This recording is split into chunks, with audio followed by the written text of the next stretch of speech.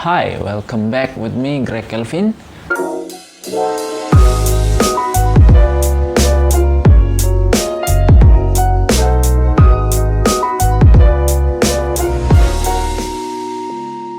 Saya masih ingat pertama kali terjun di dunia YouTube itu sekitaran tahun 2013 dan ini dia video pertama saya.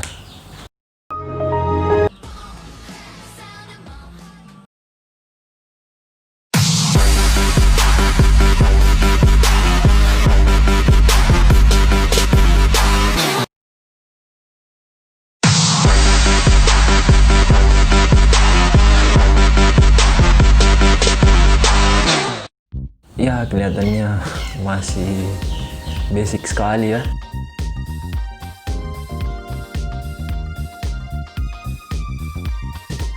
Saat itu awal-awal YouTube di Indonesia mulai merambak sampai ke ranah-ranah artis. Jadi YouTube itu sudah tidak asing lagi waktu tahun 2013 itu, dan sudah banyak YouTuber yang besar karena awal munculnya itu sekitaran tahun 2007, dari antara 2007-2009. Waktu itu juga saya sempat cari peraturan tentang bagaimana cara mendapatkan uang di YouTube. Ternyata saat itu wah, ramai sekali ya orang untuk jadi YouTuber.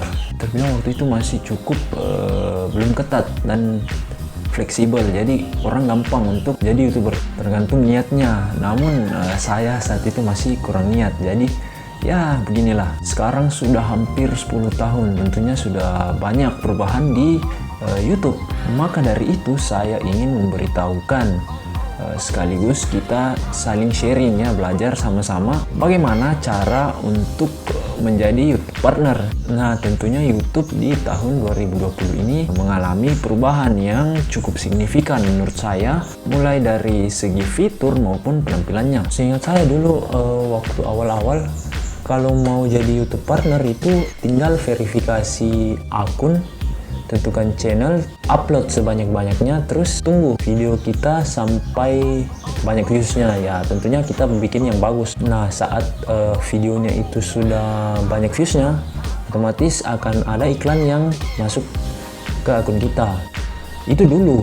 Tapi kalau sekarang peraturannya sudah berubah. Kayaknya tahun 2019 kalau nggak salah peraturan-peraturan ini sudah dimulai. Nah, per bulan Juni 2020 setelah saya research kembali, ternyata peraturannya itu adalah sebagai berikut.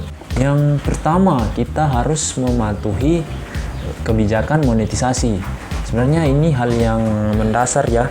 Dari dulu juga sudah memang ada kebijakan monetisasi itu. Pada intinya atau isinya secara umum itu sebenarnya kita harus membuat konten yang tidak melanggar norma-norma santun, seperti bikin konten yang tidak mengandung konten eksplisit atau seksual, atau yang konten yang tidak mendidik, yang ekstrim, tidak melanggar hak cipta, atau mungkin istilahnya kita main aman saja, maksud dari kebijakan monetisasi ini. Yang kedua, memiliki 4.000 jam tayang. Nah, ini dia peraturan yang baru kalau saya lihat ya, karena waktu dulu 1.000 kali views itu sudah bisa dapat iklan. Kalau ini sekarang kita harus mendapat 4.000 jam tayang. Maksudnya itu misalkan kamu punya satu video berdurasi 5 menit di channelmu, dalam 1 jam itu ada 60 menit. 60 menit tadi dibagi 5 menit videomu. 5 menit menjadi 12. Jadi dalam 1 jam itu videomu bisa ditonton sebanyak 12 kali. 12 kali tadi dikalikan dengan 4.000, maka jadilah 48.000 kali. Jadi videomu yang berdurasi 5 menit tadi harus ditonton sebanyak 48.000 kali agar bisa mencapai 4.000 jam tayang. Yang ketiga itu kamu harus memiliki minimal 1.000 subscriber. Kalau ini sih menurut saya tidak terlalu sulit ya, karena kita bisa mengajak teman atau saudara kita untuk bantu subscribe channel kita, atau orang asing pun bisa. Yang keempat, kamu harus memiliki akun AdSense yang ditautkan ke channel YouTube-mu agar bisa memenuhi syarat YouTube Partner. Jadi kamu harus buat akun AdSense yang terhubung dengan channel YouTube-mu atau akun Gmail-mu. Akun AdSense ini mungkin kurang lebih cara kerjanya seperti mungkin rekening tabungan ya. Jadi nanti channelmu sudah memenuhi 3 kriteria atau syarat sebelumnya, yang pertama, kedua, ketiga tadi itu, otomatis viewsmu akan banyak dan akan ada iklan yang masuk. Iklan yang masuk tadi akan membayar, terus uangnya akan masuk di akun AdSense-mu dan dapat diambil di jangka waktu tertentu. Kurang lebih seperti itu.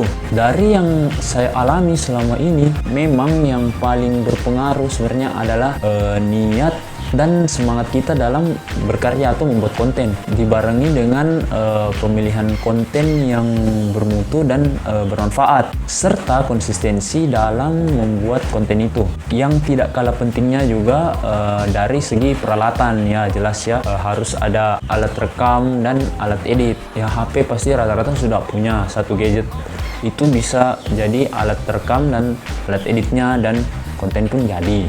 Last but not last, sebenarnya ini opini pribadi ya, menurut saya banyak orang yang kadang-kadang lupa kalau sebenarnya keberuntungan, hoki atau luck itu, kesempatan sebenarnya juga berpengaruh besar. Karena dari yang saya lihat ya, dari youtuber-youtuber besar, atau mungkin bahasa kerennya privilege ya, kemewahan tersendiri bagi orang. Ada orang-orang tertentu yang cepat jadi karena ada privilege-nya, ada luck-nya, keberuntungannya, dan sebagainya. Sehingga dia bisa jadi konten kreator yang sukses. Cuman belakangan akhirnya saya sadar kenapa orang-orang atau rata-rata motivator ya, youtuber itu jarang atau bahkan mungkin tidak ada ya orang yang bilang bahwa keberuntungan itu juga jadi salah satu faktor pendukung untuk sukses. Karena apa? Ya itu tadi, kalau misalnya pas sementara dia bikin konten dan